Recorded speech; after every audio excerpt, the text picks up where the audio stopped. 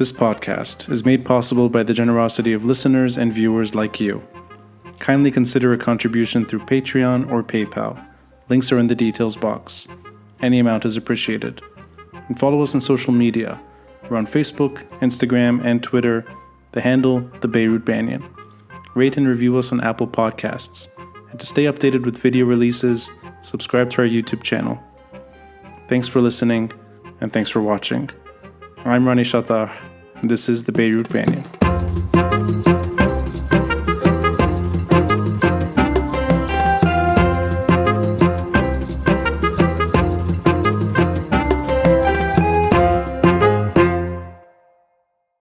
Saturday night is usually not the night that I record. I usually sort of leave these to the week. Friday night is usually pushing it. And the reason I don't is because I feel bad taking advantage of someone's free time on the weekend. And in a way, I can't think of a better time to spend a weekend because there's really nothing else to do. No offense.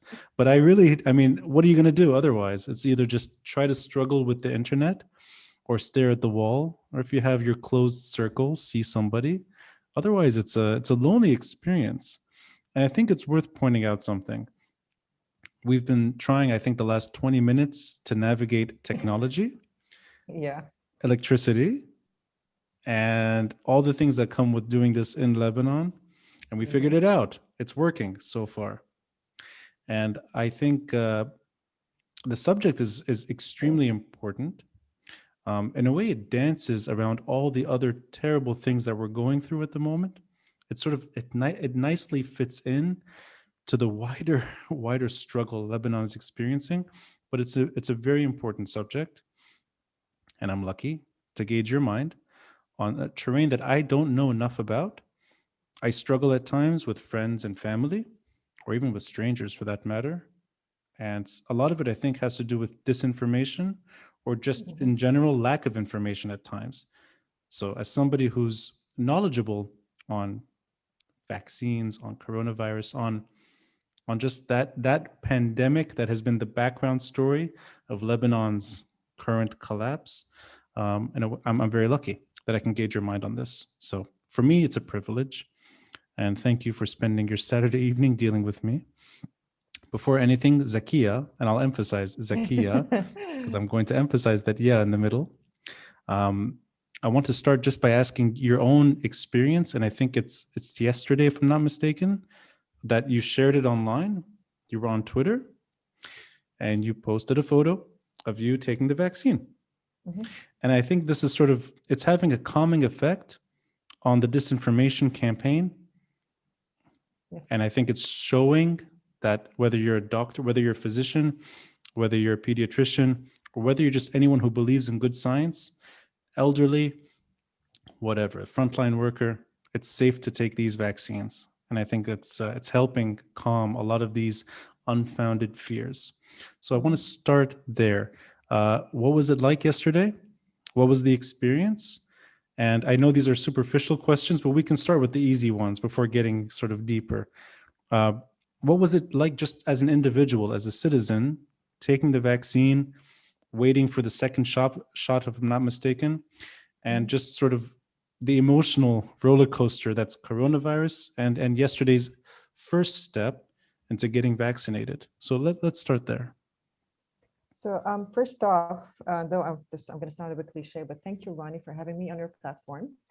I've recently become a follower of your content, and it's really it's refreshing to see someone who puts a lot of thought into what they're presenting to the public, to try to engage as many people as possible and try to remain in touch with what's happening. So thank you for that. And as a disclaimer, yes, I am a physician, I am a medical doctor, but I'm not an expert in infectious diseases or vaccines. I try to keep up with what's being generated of information and data, and they're humongous, to say the least, to remain informed and to try as much as possible to inform the people around me so as they would remain protected and healthy, and at some point accept to take the vaccine. Right. Yes. So having said that, so my experience, we work in hospitals, we work in healthcare institutions, and we are exposed. I'm currently serving more on the academic part of medicine, but I do work in vicinity to a hospital. Mhm. This is why I was given priority. I just wanted to get this out of the way because there've been a lot of breaches of the algorithm that was put in place. So first off, you vaccinate frontline healthcare workers, then older adults to a certain 75, and then old adults, but who have chronic illnesses. So the algorithm was Right. supposed to be respected. Unfortunately, with the Lebanon and the nepotism and all that, it's been breached. Sorry, I can I needed to just clear interrupt this you? out. Can I just sorry Yeah. to interrupt you? Mm. Is that the discrepancy between is it the 20,000 versus 12,000 figure? I saw something floating around online that the number that was meant to be distributed was not accurate. Is that the correct? I'm not sure. I haven't seen Mm. that piece of Okay. information, but I Mhm. can look it up and maybe at some point share it with you. Sure. Now, coming to the experience, so we've received, as pediatricians, I think our names were lumped up together because I knew from my colleagues we had, appointments on the same day, which was on Thursday. So I did register using the platform and I got my appointment and I went there and it was a bit busy. So it becomes, just seeing a group of people close together is just it's irksome for now. You're thinking, oh my God, COVID. It's just that. That's Even quite though, telling. You're going to get the yeah. vaccine, and yet this thing is I mean, with you all the time. Yeah. obviously, and the immune system for it to really kick in and to protect you, it takes a couple of weeks, if not Mm. more. Mm. So having had to wait, even though it was in the open space, it was a bit uncomfortable for me. I'm speaking as just a citizen, putting the whole, scientist, doctor in the back of my mind. But then I went in. I was so comfortable because I think I've done my homework, having researched and read, and I have faith in the data that are out there and the conversations that I had with experts. I'm speaking, PhDs in microbiology, virologists, people who work in vaccination development. So when you have these kinds of conversations at high level and you are really comfortable with what you've been told, you go in, you just want to receive, to be the recipient of this amazing product, really. And be one of the, we're leading the way to a breakthrough. I mean, mRNA has never been used in a vaccine and vaccinating the whole globe before. So this is amazing. So I went in, I just took my shot. It was basically painless. And I took the picture first off, before, even prior to posting it online, I sent it to my parents because Yeah. specifically my father has been giving me such a hard time with the vaccine, and also my uncle in the US.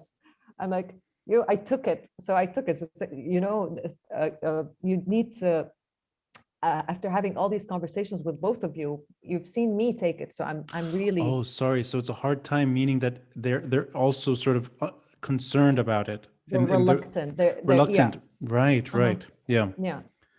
So I just wanted them to see that I took it. And my dad specifically is asking me every day, are you okay? Any fever? Do you feeling anything? And frankly, I'm one of the people who had very few symptoms, and mainly it was just pain over the area of the injection. And it's almost resolved now. I don't know if this translates into, it's an estimation of how much your immune system responding, because some people say when you have fever and you're tired, it means that your immune system is up and running. I'm not sure, but this is my experience, and I look forward for the second jab. Yeah, I just want it in and be done with it. But I think so it was nice to share the photo itself, which I think was the first post. And I hope I remember this correctly. You then also explained the symptoms that you were feeling online as well. So it's almost like you're reassuring an audience that these normal side effects to any vaccine or any shot, expect those, but get over the conspiracy. This is all fine. And you mentioned something I don't know enough about. You said mRNA. It's the first mRNA vaccine. So can you just simplify this to me as somebody who's rather limited with this stuff? Why Okay. is this? Why is it? Why is there an mRNA vaccine to begin with? And what is the Mhm. benefit of that type of vaccine in a very simple way so that somebody who's limited like me could understand? Not limited, but not knowledgeable in basic sciences. And trust me, I had no idea about the mRNA vaccines up until this happened. Mm, So traditionally, vaccines, what they used to do is, so you get vaccinations against either viruses or bacteria, right? mm, And you have mhm, viruses and bacteria, which are two types of microbes. They're different. They exist differently. Some are more complex than others. They're just, microorganisms that exist around us. They are harbored either in nature, in animals, and some are harbored in human beings. And mhm. sometimes, you catch them, you have a disease. So coronavirus is a virus. It's not a bacterium. Just to get this out of the way. Traditionally, viruses, what they used to do is to actually get a virus different than the one that they're trying to create the vaccine against, right? And they Right. empty it. They empty it because the virus is basically a shell, and it has the nucleic acid material. The nucleic Mhm, acid is what defines it. It's your identity genetically, right? mm, mhm, So mhm. they empty that content and they put the genetic material of the virus they're trying to create the vaccine against into that vehicle, right? Mhm. And but of course it's modified. They select what part of that virus they want to put inside this vehicle, and once it's injected into your body, this vehicle, this shell, along with this material that is designed in the lab and tested, goes inside your cell. And this material, it could be either what we call the DNA or the RNA, which are the different types of genetic materials, right? These Mhm. can go into the cell, and the cell is made up of, there's a big circle, it's called the cytoplasm, and there's a small sphere, it's called the nucleus, right? The nucleus has all the genetic materials and the coding and everything. It goes inside, it gets transformed, and transformation includes two stages. We call them translation and transcription, all right, into a protein. This protein resembles the protein of the virus that attacks you usually and causes you to produce an immune response. So Right. now you are training yourselves to recognize this protein as something bad, Mhm. right? And then once this virus tries to attack you again, you already have a memory. You're ready, you're trained. Right. So, Yep. so this is it. Now, this is the traditional way of doing it. And there are a couple of vaccines that have used this technology, which are the Sputnik, the Russian vaccine, uh, and another one, which is the AstraZeneca, Oxford, the British one. Mm, Okay. mm. There's a Chinese one, which has been widely used, specifically we've heard in the United Arab Emirates. Yes. Yeah. It uses the entire genetic material of the coronavirus, so everything. And this is why people sometimes are a bit afraid, because it might induce a violent immune response. Now, what is mRNA? Okay, so we spoke about DNA and RNA, and then we spoke about stage of translation and transcription, right? Or transcription and translation. In between, before you produce that protein, there's called something the mRNA. It's messenger mRNA, right? Mm, It's a mm. messenger. So Mhm. it's the in-between stage from the DNA and RNA into the protein. Okay. And It's and halfway. that's halfway. And that's not been done before for a vaccine. No, it's been studied for influenza, Ebola, and Zika, but Uh-huh. not yet. Yeah. So and That's they were interesting. trying, and they were hoping also maybe for some certain kinds of cancers to produce this Right. kind of vaccination, because now the thinking in cancer treatment is to enhance our own immune response to cancer cells, right? Right. But Uh, may I so ask though, yeah. why was there an emphasis on mRNA with Mm. this? Why is it is there something to do with just that it's happening at the same time in terms of technology? Is it just Mhm. I see. Okay. Yeah, so the technology, apparently they've been studying it and experimenting on it for the past 15 years or so. Mm. And it became easily producible. Apparently, mRNA, if you want to design it in the lab, so you have your virus, the virus that's causing the pandemic, you can take the material from it. So coronavirus is called what we call an RNA virus. So it has a single strand. The DNA is a double strand. Right, I remember. Okay, so they're like yeah, intertwined together. I will say this. I mean, this reminds me of my biology courses in university. Yeah. These sort of standard classes you take, right? The double ribbon. Yeah, Yeah. exactly, the double ribbon. So coronavirus is a single strand. So they took the strand, right? And they identified the code, they studied it, and it was so quick. I mean, once the Wuhan outbreak began, this is what they did in China. They had the code, they had the genetic code easily, because technology now is super fast. You don't have to wait so much. And then they transformed it, they copied it, and they produced the companies that wanted to produce the mRNA vaccine took that genetic code and they produced in their own labs this mRNA. I see. Now, what are the advantages? So once this mRNA is, and how they design it? They don't put it in the shell of a virus. No, they put it in what they called nanoparticles, which are, small particles of fat, just regular, the molecules of fat that exist in our own body.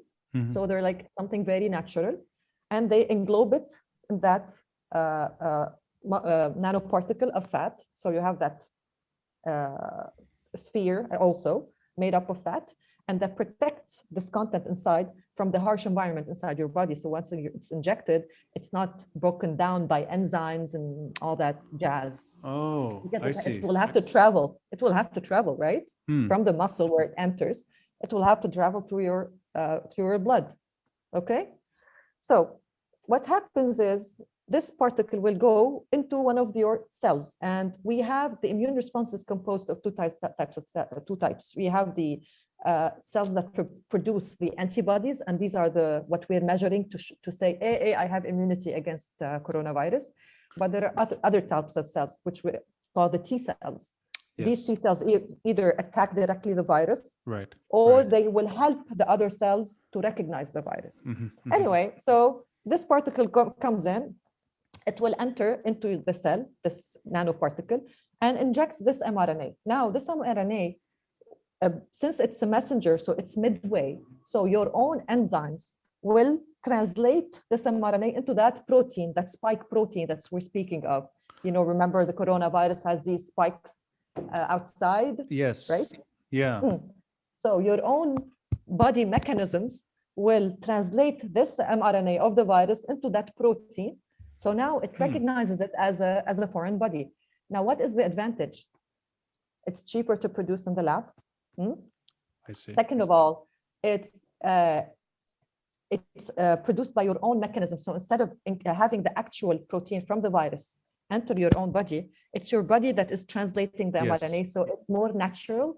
So it will induce a less violent immune response. So you're not going to get so sick. And data so far from people are reporting that the side effects from the Pfizer-BioNTech are fewer and less severe than those from the AstraZeneca. AstraZeneca is the actual, protein from the virus. Right. Zakia, can I just to have them listed, the ones that are using mRNA are Pfizer, and the second was the Moderna vaccine? Yes. Okay, and the other ones are they didn't go that route. They went... No, they chose. So you have mRNA. So again, Pfizer-BioNTech. BioNTech is German. It's a startup company, and Pfizer is the well-known, well-established pharmaceutical company in the US. Moderna is also a startup company, and it's using the mRNA. And we have the other ones. We have the Sputnik, which is the Russian one, based on adenovirus. Also, we have the Oxford AstraZeneca adenovirus. And I'm just listing the ones that are really common for people to recognize. And there's the Sinopharm, which is the Chinese. It's using the entire virus, but the inactivated form of the virus. May I ask? Yeah. What if the technology is available and if it's easier to do an mRNA vaccine? I'm just curious, why are they still resorting to the older vaccination method? Probably the technology is not available in all countries, and I see. So it's really just well developed in all countries. Right. So right. I think the fact, that's it. And there's one more. This is there are two additional, actually three. So there's the Johnson and Johnson, which is also Yes. anticipated to come in soon. It has been deployed in South Africa 2 days ago. Mhm. And there are two protein-based vaccines which use only the protein from the virus, which are the from the Vector Institute and the Novavax. And I'm only looking at my screen because I'm looking at the New York Times vaccine tracker, which I've mentioned to you earlier. Yeah, I'm happy you're referring to that. I'll also link it to the episode so people listening and watching, they can see it in the details box. I think it's actually a helpful resource to have. I want to ask though, in terms of just, well, before getting to the basic differences, noting Johnson and Johnson, did I get this right? I saw this maybe a month ago, maybe more, that Johnson and Johnson is trying to do a one-shot vaccine, that they're trying to. And is there any other vaccine so far that is only a one-shot vaccine? Okay, no, this is fresh news actually. So Pfizer, they want, of course, they're still want to make sure that the vaccine is doing what it's supposed to do, so producing an immune response. So with people who are receiving the vaccine, and from the first into the second dose is 21 to 28 days, something around that. So they're trying to measure the antibodies, and they've noticed that the immune response takes more than that to produce enough antibodies to become detectable by serology. So they're considering actually letting more space between the first and the second dose, because they've noticed that after 2 weeks they're not getting enough antibodies, but after 4 weeks it's giving like 90 something percent protection. And maybe, just maybe, you may not need a second dose. There's that possibility that, but this is not still confirmed. We don't know yet. So, but they might consider, given it maybe, I don't know, 8 weeks in between, and see if there's still persistent high level of antibodies, and like, we may not need a second dose after all. And there's no disadvantage to doing that. I mean, delaying it is not necessarily for now, what matters really is to vaccinate as many people as possible at the same time, not just a conglomerate and then forget about the others, because it's open, it's out there, and maintaining the non-pharmaceutical interventions, aka masking, distancing, hand washing, and avoiding all the crowdedness and such, because we still don't know. I mean, data are emerging, and I really need to stress for people, I understand frustration. I understand that really heavy feeling or annoying feeling of uncertainty. And even us as scientists, I mean, I was not trained to be comfortable with uncertainty, but nothing really trained me to be comfortable with uncertainty like the pandemic and the development of the vaccines. It took a lot of time. There were trial and error, but this is science. You try, you either right or wrong, right? As long as you're employing the right method to try. So I understand how much people are frustrated and afraid also because of these uncertainties still lingering. But at least what you know is you will get a certain percentage of immunity, and this should give you a bit of, a bit of relief. I mean, I'm even if I'm partially protected, even if most of us are going to end up being partially protected, that's much better than not being not protected. And people circulating around, some people have developed natural immunity because they've contracted the actual infection.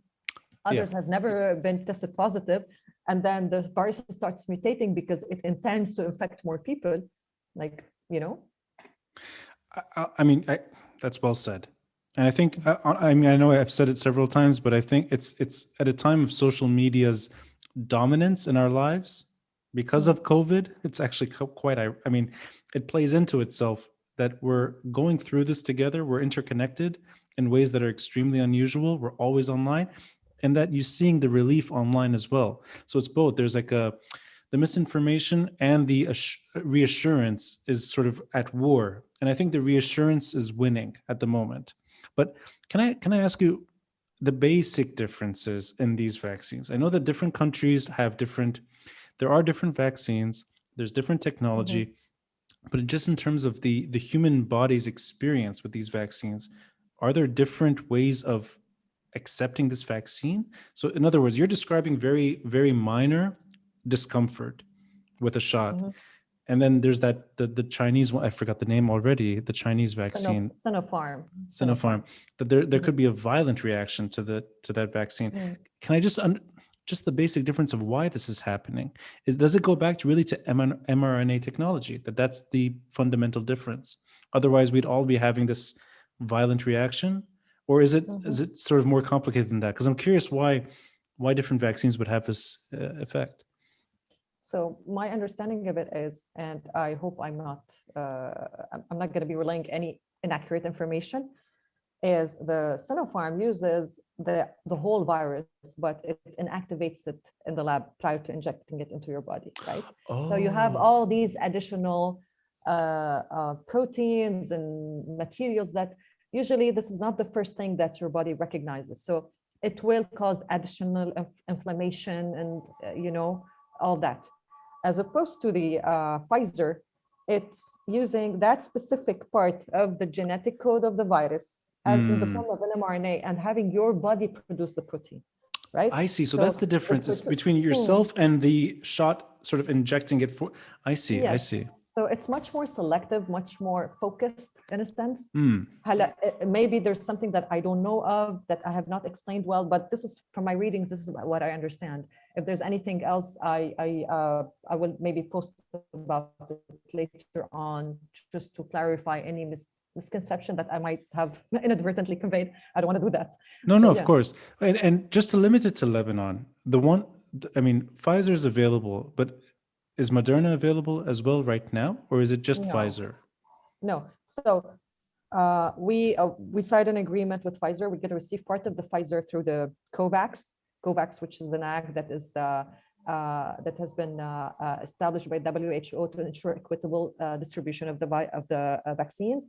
But another part is paid directly, is covered by a loan from the World Bank, right? Right. Yes. Yeah. Yes.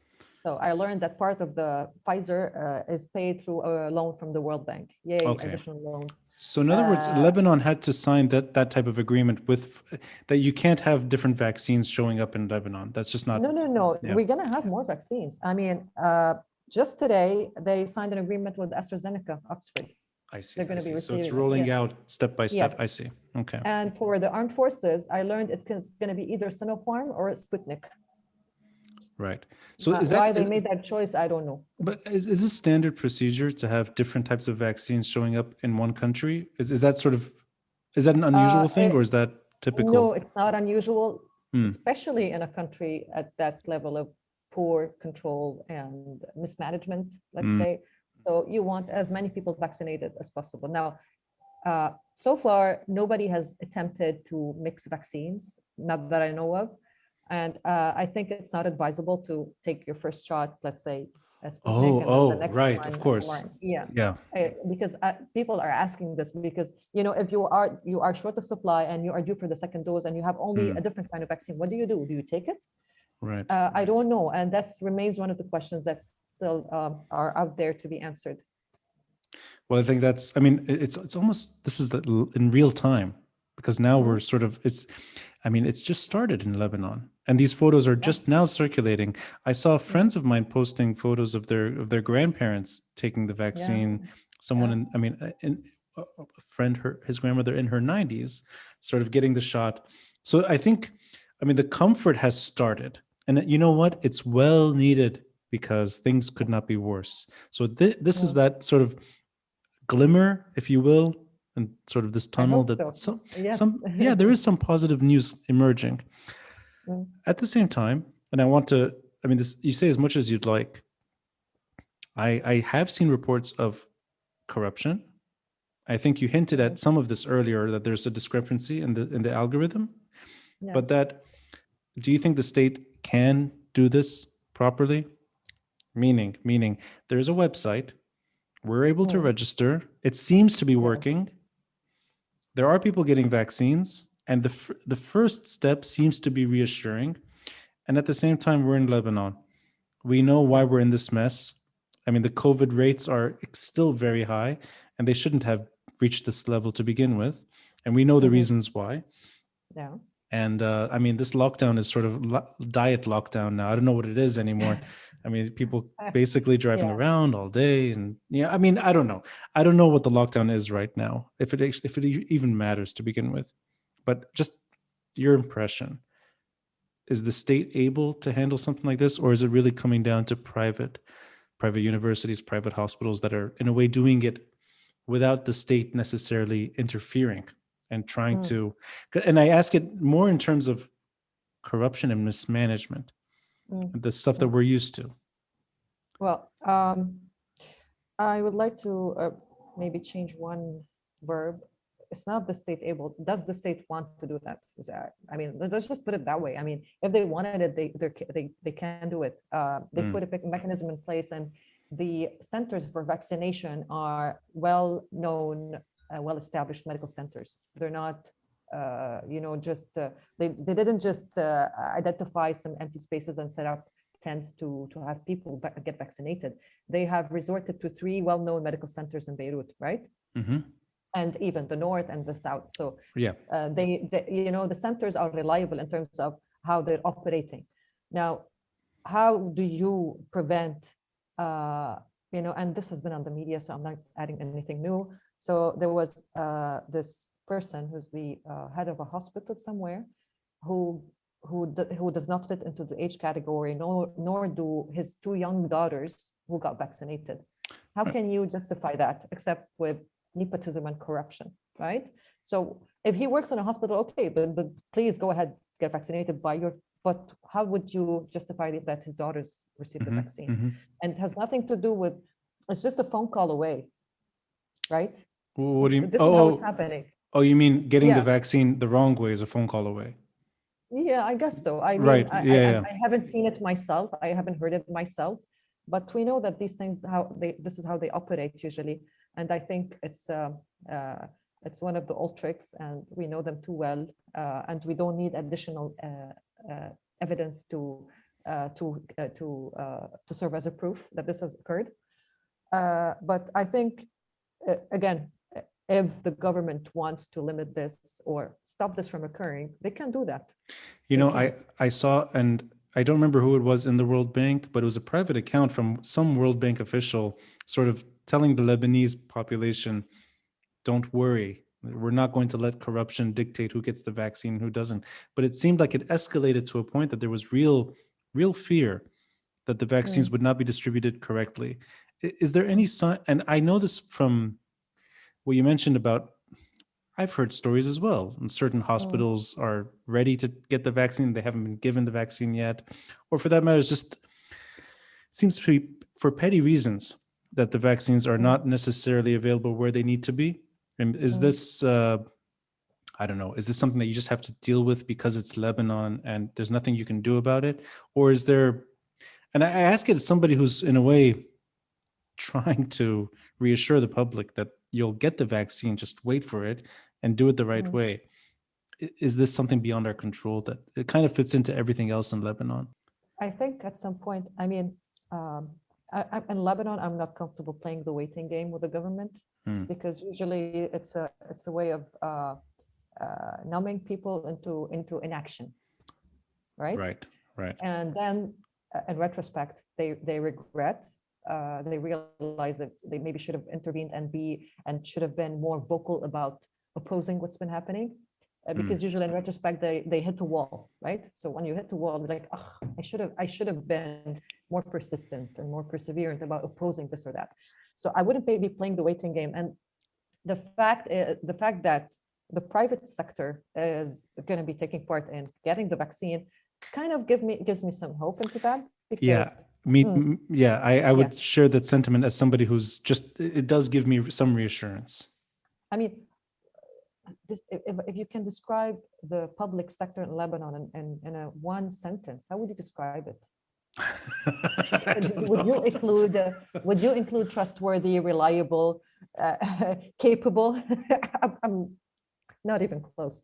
So yes, we want the private sector on board. For once, I'm pro that. Like I want to push for that.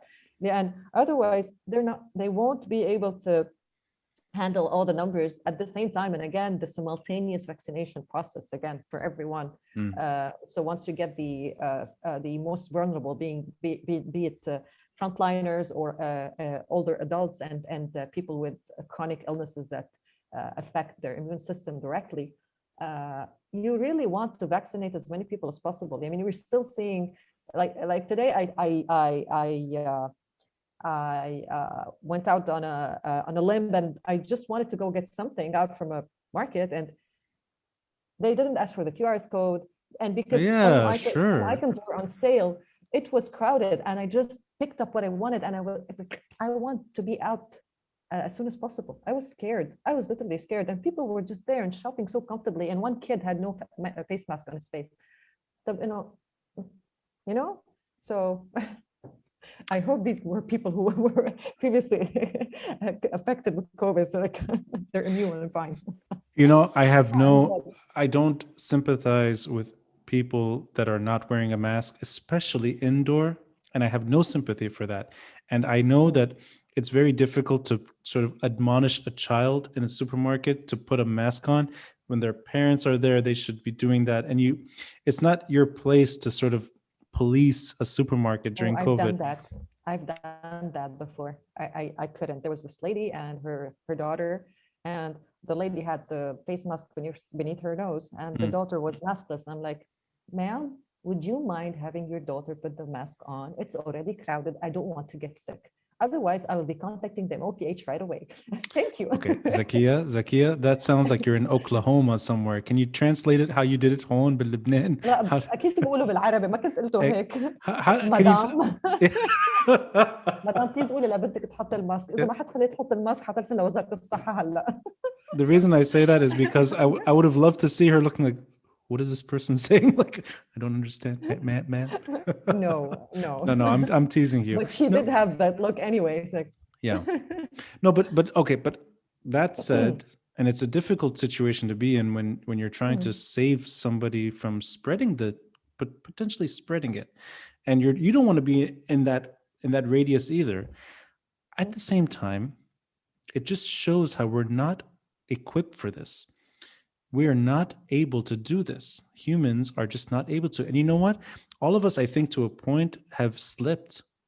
There are some times I left my apartment, I completely forget that I don't have my mask on, and I rush back in. I'm not saying that that's necessarily a risky situation. I mean, you're catching yourself and you go back.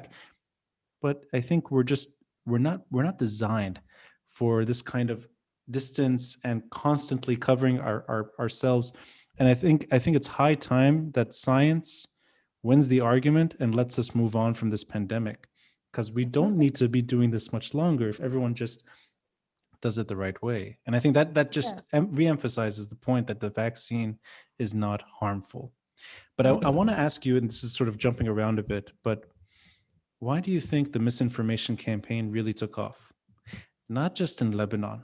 It's not just a Lebanese phenomenon, but in my life experience, I feel it more here than I did when I was away.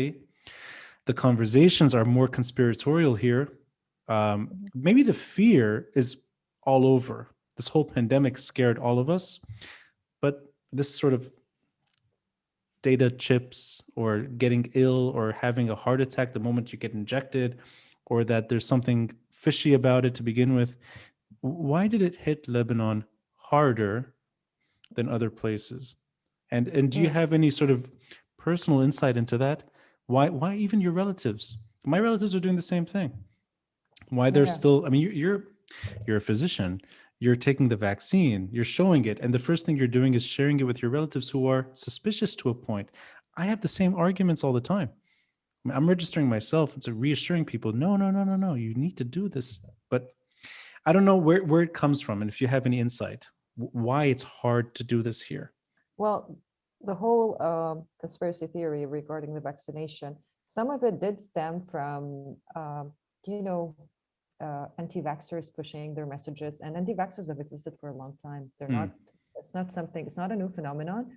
And a lot of them have tried to even publish falsified data to prove that vaccines do cause, diseases, crippling diseases, including autism specifically, that has been Right. so-called had been falsely associated with the measles vaccines, right? And they've been given a free and universally open platform, which are social media, and they've used them quite well. They have people who are, social Yeah. media was never into play in the midst of a pandemic before as it is today. And the speed at which misinformation or disinformation, and there's a nuance here, is propagated is phenomenal. It's Sorry, you said unbelievable. misinformation versus disinformation? Yeah. So misinformation is wrong information propagated, but disinformation is when you do propagate disinformation, but with the purpose of misleading others. Right. I had to look that up because we were writing a paper and we had we alluded to that somewhere. So that's number one. Number two, the politics that were happening at the same time with the whole the elections in the U.S. and Yes. Right. there was a lot of controversy between Donald Trump and the WHO and how the U.S. wanted out of the WHO and all that. So this really ignited the whole controversy around the vaccine and whether it was trustworthy or not. Now, it's I mean, I understand when people are scared because the speed at which the vaccine was produced and became approved by FDA was quite impressive. And this is not over. I mean, throughout history, this is not. It takes a lot more time, and we're speaking years. However, there are three factors here that we need to stress. First off, it was for emergency approval because we are in a pandemic. So these are exceptional circumstances, and there are terms in the FDA for such circumstances. So it received emergency approval. Number two, the technology is much, much, much faster than it used to be. Number three, usually when you have an outbreak of a virus, you would want, you have a limited number of patients who would enroll in the trials, in the clinical trials. But now you have a pandemic, you have thousands of people who are sick, right? Yeah. So you have your candidates there who can participate in the studies. So that duration is, you think, added fuel to the fire, that people thought there's something misleading about it coming out quicker? Yeah, exactly. And this is what I'm hearing in conversations. So when I speak to my father and even my uncle who lives in the US, they're like, this has not been tested long enough. How would I know that it's not going to cause side effects? How would I know that it will not harm me? How would I know that it's going to do what's supposed to do? Because what's really interesting? These are let's say those are legitimate questions that can be answered. There's answers to those questions. I like the way you're framing it, that social media will allow those questions to be abused in a way that's malicious, so that somebody who's really curious, why can you produce this, let's say, in a third of the required time for other vaccines when there's no emergency, you put that on social media, and then you get people that are, like you said, they're doing a disservice, that they're spreading disinformation. Suddenly there's paranoia that, oh my God, this is happening and we're being abused. But I like that you're focusing on social media here, because I think that's where it exists. I don't see it in, I mean, maybe you see it at times on mainstream media, maybe, but there's enough voices that are sort of shunning those on mainstream media, or at least there's enough rebuttal happening there. Social media, it's hard to find it sometimes. It can take off on its own, and then you're left, and you're left alone in that kind of battle, trying to persuade people to take it easy.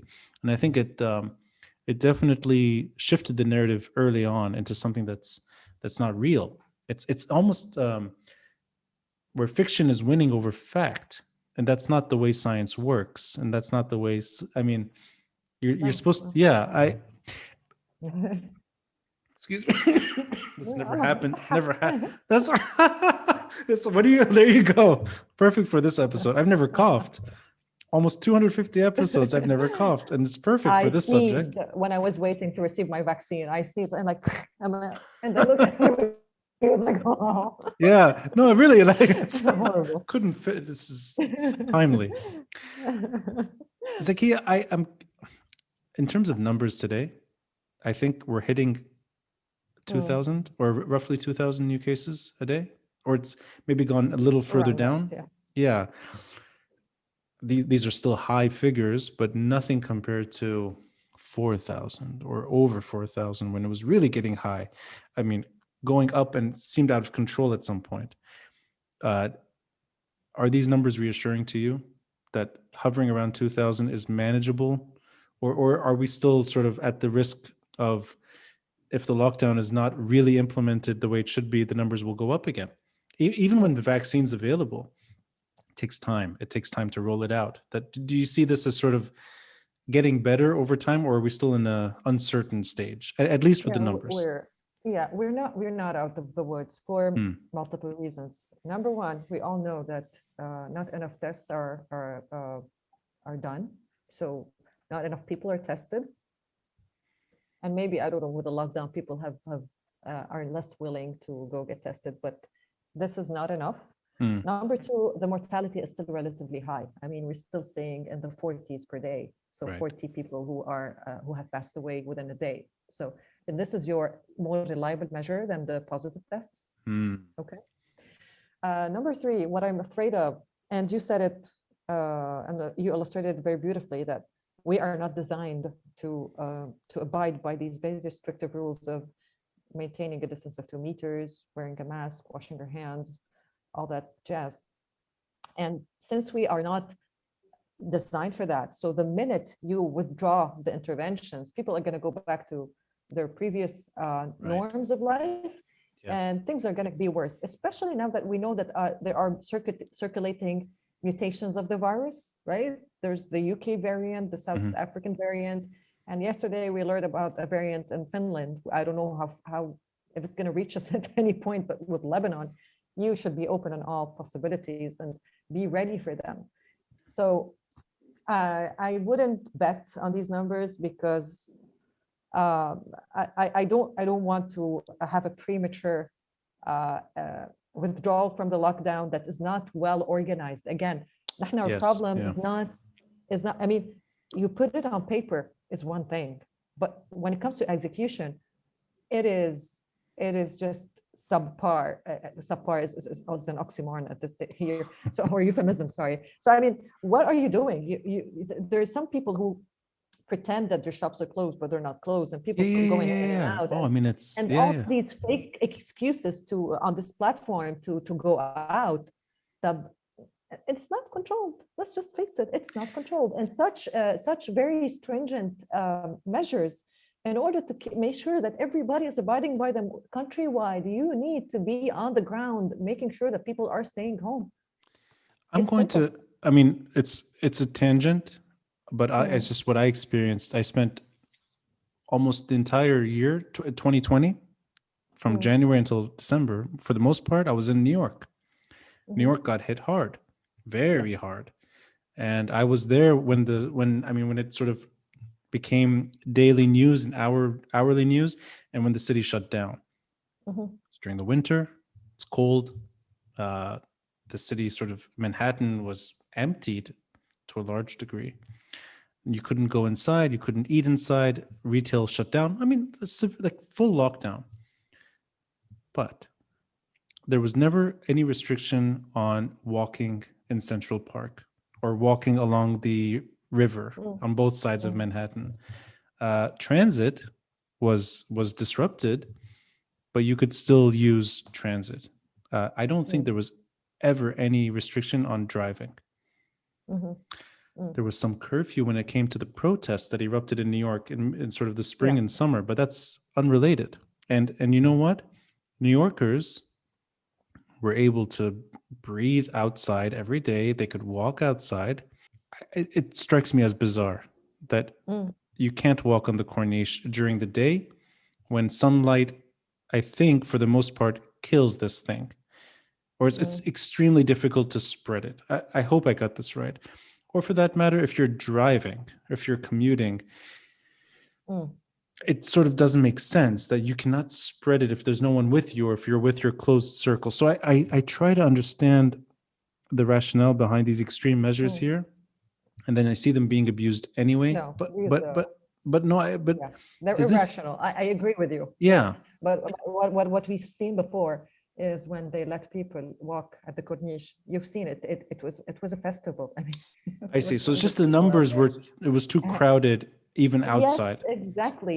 Even for outside, and Mm, mind you, remember they've warned people who do who jog, who use bicycles that you're breathing fast, so you're projecting more particles through your breath. yes. Yeah. So if somebody's passing by you, the likelihood of them being affected by any particles coming out from you is higher because you're breathing fast. Sure. Of So course. and people do that. They do all these sports activities on the Corniche. And at some point, I was not so much against not allowing people there Mm. because it became too crowded. But That's the only reason. I'm asking you in an amateur way. Mm, mm, Would it be a sounder policy to just enforce masks on the Corniche so that you could have some breathing space when it comes to this lockdown? And I'll add to this. And again, this is from my own experience. I'm speaking from my own personal life. New mm, York, the restaurants that barely survived could serve outdoor food, outdoor mm, seating at a distance. So there was a way to do it that was not, and you had that plexiglass sort of protecting tables that are too close to each other, and they started doing this inside as well. So the economic burden that it's taken on Lebanon, and mm. Lebanon's already in a horrible state. It doesn't seem rational to me to restrict these things this way. And I don't know if you would agree or disagree with that. And I know that you're coming in from a more far more astute and professional and sort of science driven perspective, which I think matters more. But just from my own life experience, I mean, you see the suffering in Lebanon, and you see restaurants abroad that could shut down, but there was a way to keep them open and keep people safe without it reaching this kind of critical stage here where it's reckless. It almost seems like just chaos is the norm rather than Mm. anything that works. Mahmoud, the problem is these measures. I'm sure they're not random. I'm sure they are based in science and Mm, public health measures. mm, I'm not a public health specialist, but I do understand that when you allow restaurants to serve outside and with a limited capacity of clients to serve, then this is excellent. And even if you move inside, it depends on your ventilation, sure. on how Yeah. wide or small your restaurant is. Then there are specific indications for each space. Yes. But what we've seen in Lebanon is I haven't seen in any restaurants putting plexiglass as a separation, Right. and people abuse it. So you take full capacity. Why would you do that? Yeah. I've seen it happen. I specifically at Salim Islam where I live. There's this closed restaurant, and we've passed by a few times prior to this latest lockdown, and people, it was crowded inside, and I'm like, oh, geez, how can you sit inside? Aren't you scared? I was thinking about the people eating or dining. I don't know, and it's a highway. I mean, it's easily Yeah. identified by any internal security forces that pass by. They can see them. But I'll tell you, I arrived just before Christmas, and it mm, was a year of relative isolation in New York, a city that you can mm, barely survive being. I mean, it's such a crowded city, and you want that kind of space in New York. And I arrived here, and it was psychologically, it was tormenting that there was somebody right next to me, somebody right in front of me, and it had been 1 year where I kind of had not had a human experience, let alone the Lebanese experience where people are always close to each other. But it was frightening, and I think I mean, unfortunately, that recklessness led to these crazy numbers that emerged in January and where we are now. So, but what yeah. you're describing, I think, is really people on the ground that know better. And I think this includes every aspect of society here. Anyone trying to implement reform or trying to deliver science, they have the know-how, they have the knowledge, and then you have the reality, which is a dysfunctional state that can barely Mm, sort of mm. function today, and then sort And of ad not only hoc to put the procedure. blame on, I'm sorry to interrupt you here. I just don't want to sound like I'm putting the blame on restaurants and restaurant owners themselves, but even on the streets, like it happens like in small roads, like a quartier, whatever. So underneath, like where, in the أحياء السكنية, I'm not finding the word for that. You see mostly men, who sit in circles and they're not masked and they have their argile on the sidewalk. Well, man, I still see it every day. I'm like, طب كيف يعني? But hold You on, know? it wouldn't be much better if it was a circle of women smoking nargile too without a mask, No, right? That would be equally. It's no, like, but wait. this is what I'm saying. No, I know, I I would know. love to see, Yeah, for the sake of equity, Al. yeah, sure, of course. بس إنه لا, Yeah, seriously. yeah. No, it's l'avion rose. Well, what's happening with you guys? Aren't you afraid? And even, men who are, above a certain age, and it becomes even riskier for them. And Exactly. Yeah. it's like nothing exists. Zakia, I want to wrap it up with one final question since you now took your first shot. And I think there's maybe not enough knowledge as to what you should do after you get vaccinated because it's still new. What are the precautions someone should take? So I'll give you an Same as example. before. Same as Yeah. before. So really, it's just keep your mask on, with or without the vaccine.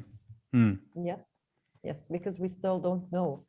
Again, I I need to re-legitimize the fears that people are having, that they don't have enough faith in the efficiency of the vaccine, nor are they comfortable enough with taking something that hasn't been tested enough.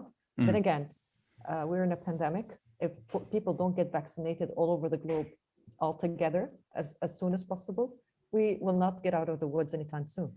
The virus is already mutating. If we Yes. don't put a halt to it by vaccination, we will not get there anytime soon. So then again, still, because we're still uncertain about how powerful and how long this immunity is going to survive, we still need to maintain the social distancing, the masking, and the hand hygiene up until everybody's vaccinated. We have more abundant numbers that are more reassuring. Then we can start to go down on this, hopefully. So the concern is that even when you get your second shot, that you may be exposed to a variant that could get you sick as well. That possibility does exist, yes. How would you control that? If there's mutations after mutations, is there a way to sort of, Yeah, of course, they modify the vaccine, just like happens with the influenza. So every year in September, the CDC, they do their statistics and they look at what variant of the influenza has been circulating in the previous year, and they modify the vaccine, the vaccine that we received, and they produce it again. Now, the beauty of the mRNA now, it's easier to produce, it's faster. So it doesn't take much time. So you may need to take another shot after the second shot this Possibly, could be. we may end up with an influenza-like thing. So every year you take a shot for COVID-19. That's a possibility. Right. And then it's just really, you're taking a shot for COVID 20, 21, 22. It just becomes an annual occurrence. I see. So the vaccine is really just tackling the COVID-19. It's not a blanket sort of protection against these variations. It's too soon to. There are data, there are emerging data. There's still, again, and I don't like to share premature findings, but it's good to tell people that the Pfizer has been shown to confer some protection against I think the UK variant. We're still, there's still, we need more data for that. Yeah, right. So it's just too soon. It's too soon to it's too soon to say it out loud and be like super happy with it. I'll tell you what, it's the first positive conversation I've had in a long time. And it's not over. This is not exactly like, this is not a positive story. It's not like COVID has it's just that there's something hopeful on the horizon with the pandemic, let alone, the situation is so bad anyway, but it's good to have at least one thing that has brought this country to its knees. That has actually worked. Yeah. And I thank you for sharing these things online. You know what? I would not, social media, we kind of talked about it having that negative impact. And then maybe it's easy to forget, and I should remind myself that there is a positive aspect to it. I could meet someone like you and have a discussion about this. I would not know about you had it not been for Twitter. And you can share these moments and win the argument. Whether it's relatives or strangers, that the vaccine is not harmful and we should all be taking it. So I look forward to getting my vaccine. I look forward to speaking with you down the road. And thank you for spending Saturday night, Zakia. And I'll end it the proper way, Dr. Dimassi. So, Oh, yeah, Latif. ya Latif. Thank you, Ronnie. Thank you. Ronnie. That was a really nice and a very seamless conversation. And I hope I have contributed somehow to alleviating some of the fears and the doubts. And I will keep my efforts to educate people, because one thing, and this has been drawn to my attention by a very dear friend and colleague, Dr. Judy Mahmoud at the Faculty of Health Sciences at AUB, that in Lebanon, people, it's not that they're not educated, but they're lacking health literacy. ثقافة صحية. So what is health? How do I maintain it? What does health mean to me living in the context that I am? And what is health as a human right? And what is health as my responsibility towards not only myself, but to the citizens and my peers, my people I'm living with. So maybe, yeah, something that we should push for more. I don't know what would be the right platform, be it social media or, just the other more classical outlets. It depends, but I think we should work on that more. I mean, I'll say I spoke to a clinician. Actually, he's a Dr. Hanina Abinader. Yes. Okay, yeah. He became sort of for 15-minute window. He was a celebrity for doing the right thing. Yes. He went on the news, didn't let the anchor woman say anything that was misleading. He interrupted her, but in the right way, and sort of pushed that stuff away and said, it's not worth my time. Don't bring up these. I think there's something positive there. And unfortunately, I think the battle is on social media because the information is available. Yet the narrative is not. It's not always sort of going the right way.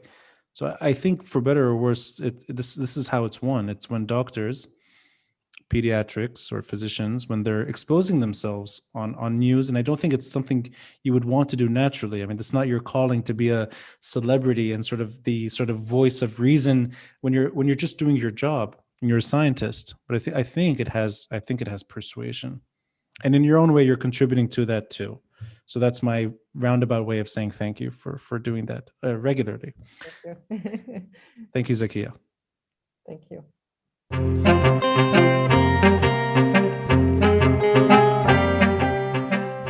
Thanks for listening and watching, and a friendly reminder to support this podcast by contributing through Patreon or PayPal.